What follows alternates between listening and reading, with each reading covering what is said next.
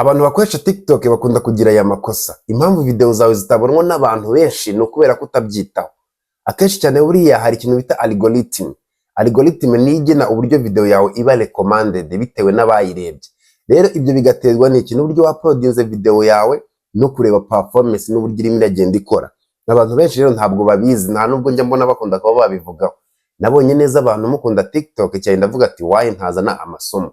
Kandi no kuri follow kugira gihe no kujya mbinyuza kuri YouTube Oliver Tips account hose bize bigenda bimera neza. Fata telefone yawe nkwereke uburyo ushobora kuba wakaploadinga video yawe ukanareba performance imikorere ya video yawe kugira ngo umenye neza nyine ibyo uzahindura n'ibyo uzakora muri TikTok itaha nawe ukure ubu umusitari nk'abandi.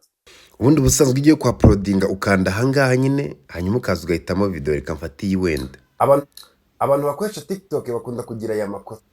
Rero iyo igeze hano ntabwo abantu mwita kuri description. Iyi description ni ibirimo iravuga icyo video ivugaho nyine. Ibirimo irabisobanura mu kuntu nyine kandikamo description avuga wenda ngiye kwigisha abantu uburyo TikTok ibintu ngibyo kabisobanura muri briefing kugira ngo umuntu nazana nasoma description abe interested. Iyi description igira uruhare rwose kuba video yawe yagira kure. Iyo umaze kuyandikamo hano wenda kandike TikTok wenda ukandikamo n'ibindi bitewe nyine n'ibyo ushaka pe, ariko nanone ukavuga nyine ku iyo video yawe ukayivugaho mu magambo. Hanyuma warangiza bita uza ahangaha kuri more option.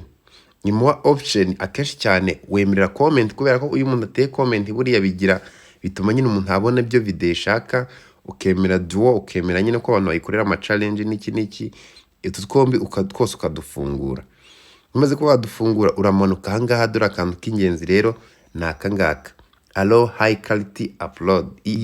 Allow high quality uploads yemerera nyine TikTok ya kuba yaka-uploadinga video ifite quality nyine iri hejuru igaragara neza uve kuri za video mu postinga ziba zirimo amafree zitagaragara neza kuko TikTok ubwayo igabanya video ishyizeho. Rero iyo utagize allow high quality upload niyo mpamvu video yawe igaragara nabi n'umuntu yayireba agahita yizamukira ntayirebe. Bivuze ko aka kantu nimba gafunze ugomba guhita ugafungura kugira ngo TikTok yawe komeze nyine ikore neza. Kandi like na follow.